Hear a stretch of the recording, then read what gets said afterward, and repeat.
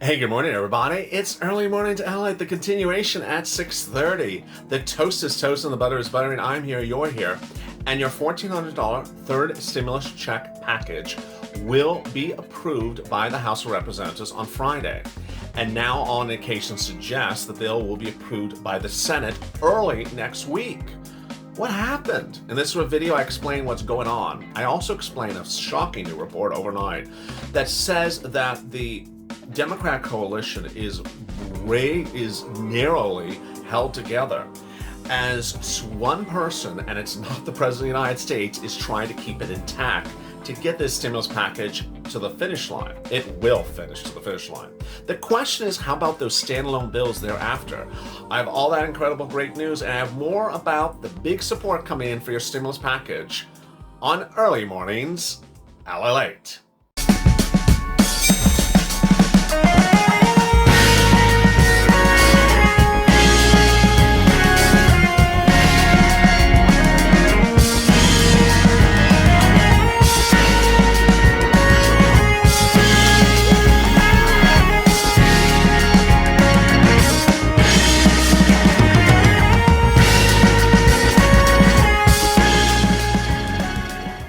Good morning, everybody. The toast is toast and the butter is buttering, and I'm here, you're here, and this is Early Mornings LALATE, the 6:30 edition. How are you? Thank you for joining me on a big day. The video right before this went over the passage of the bill in the next few days and the details of the bill and what's in the bill.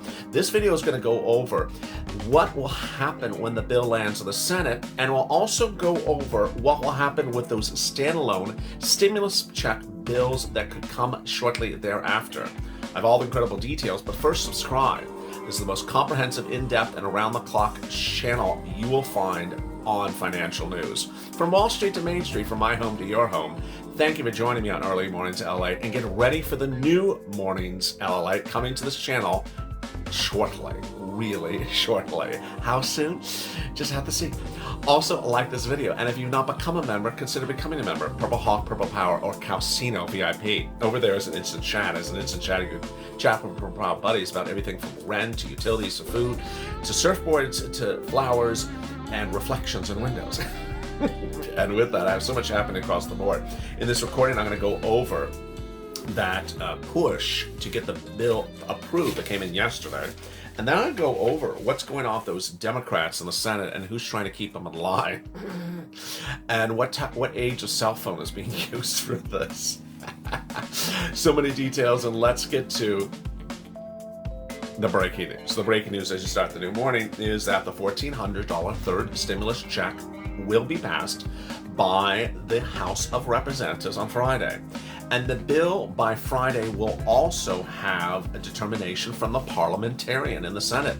She has already been advanced working on it over 2 weeks earlier, and will make her determination on the finite elements, specifically the $15 minimum wage. If she wants it out, the president has said, leave it out, and I'll do it as a standalone bill. She's not going to hold up the bill. The bill is finalized. The bill is the bill that you as a member have gotten. There is no other bill. So when the bill lands in the Senate next week, you could have a final vote and a law.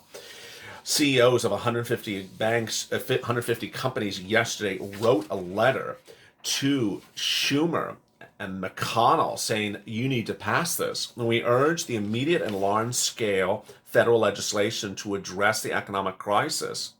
More than a year after the first case was reported in the United States, our nation is still struggling. Previous relief measures have been essential, but more must be done to put the country on a trajectory for strong, durable recovery. Congress should act quickly to authorize a stimulus and relief package along the lines of the Biden-Harris administration's proposed America Rescue Plan. It mobilizes economic relief to struggling families and those damaged by the pandemic. Less than 10 million people are less working than when the pandemic started. Businesses have closed. The most vulnerable, including women and people of minorities, have suffered a loss of job, childcare burdens. It provides a resource to prepare for this country to move forward. The country's business community is prepared to work with you to achieve those critical objectives. Wow, that was a powerful letter signed by a lot of powerful people. Now, what's happening, if you saw the video before this, is that the bill is going to get passed this Friday. It's not a question of will it, it's a question of what hour it's going to get passed. So then it lands in the Senate next week, and that Senate could approve it within just a day or two. Why? Because the bill is not going to get modification. The bill is not going to get modification. That's the big revelation revealed on the video before this, that the bill is finalized. The Senate is not putting it to subcommittee. They're not working on it. It's done. So what about those Democratic senators? Well, a new report overnight from Politico says that the Democratic caucus is really showing that keeping 50 Democrats in the Senate aligned and agreeing upon everything every single day is not particularly easy. The report does not say that they won't get 50 Democrats to support the bill in the Senate. It's just saying the whole situation is just tense. And this is what will then signal the impact of fourth and fifth stimulus to come thereafter. There is confirmed a fourth stimulus package by Pelosi and Biden. The question is other standalone stimulus packages. When and where is that SSI and SSDI stimulus package? When and where is the $50,000 student loan debt forgiveness going to be called for a vote? When and where is the student teachers aid? When and where is the infrastructure bill? The report says that even though Biden is a former senator and has relationships with senators from both political parties, that's not particularly going smoothly. It says Senator Joe Manchin and Kristen Sinema rarely tell Democratic leaders what they're thinking. That has caused problems. What is the White House doing with it? The Political report says the White House is not taking care of it itself. Really? That the White House is deferring to Chuck Schumer to ensure that all Democratic cohesiveness in the Senate is in place. The Political report says the dynamic ramps up pressure on the White House to keep help Schumer keep his caucus together. We have to have every single person voting in agreement, says Debbie Stabenow, Democrat out of Michigan, who serves on Schumer's leadership team. And we have a very diverse set of people that represent very small states to big states. Another report from Majority Whip Dick Durbin, Democrat out of Illinois, says in a 50-50 Senate, anybody can pick a fight. Oh my goodness. So what does this mean? It means that while this bill is going to get passed, you're going to get a $14 stimulus check, you're going to get a $14 third stimulus package passed. Standalone bills after this may not be a cakewalk, because this may have seemed sort of effortless, but it may not be the case in the future. Roy Blunt, Republican out of Missouri, says meaning Democrats, are about to find out just how hard it is to manage a 50-50 Senate. At issue is Susan Collins, Republican out of Maine, who is generally that swing vote that Democrats have been able to rely upon in recent years. She has generally voted Democrat on big issues so that they fear that they lose one of the 50-50 of the Democrat votes. They can always pick up a Susan Collins vote as a backup, as sort of a backup football player, a quarterback. But it says that Susan Collins is very uncomfortable with Chuck Schumer after he tried to kick her out of Maine's 2020 Senate race. And that she says, and then she has a statement released yesterday. It says, Biden has really made no effort to be communicative with me about anything. I've talked to the president 4 times since the election. He's called me.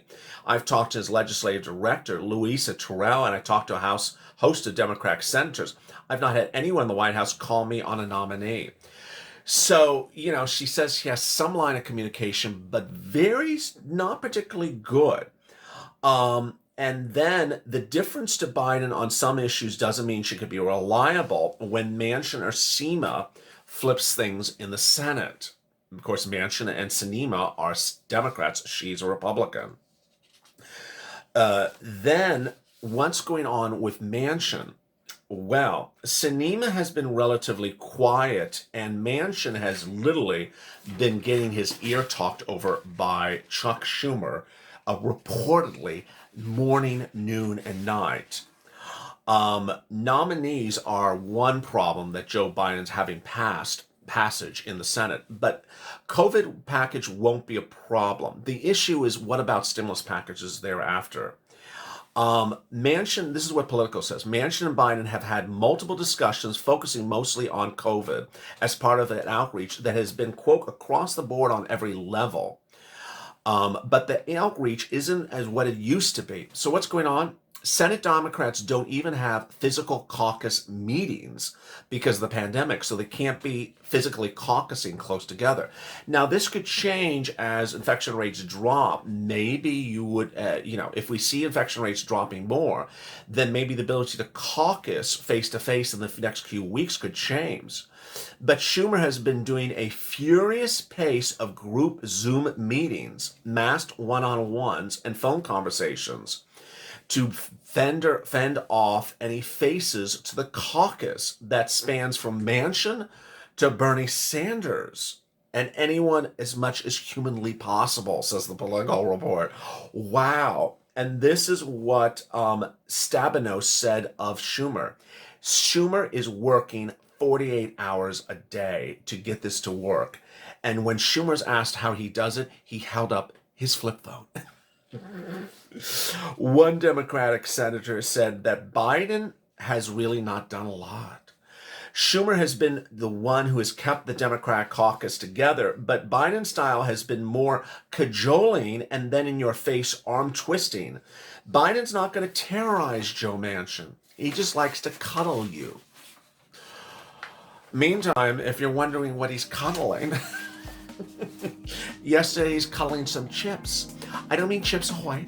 I don't mean potato chips. Yes, rather, yesterday President Joe Biden signed a executive order to help save missing semiconductor chips for your computers. Where will the chips next fall? We will find out. Join me next on Mornings LALATE at 8:30. If you've not subscribed, make sure you subscribe. Also like this video. Stay informed, stay focused. Stay at LA for more.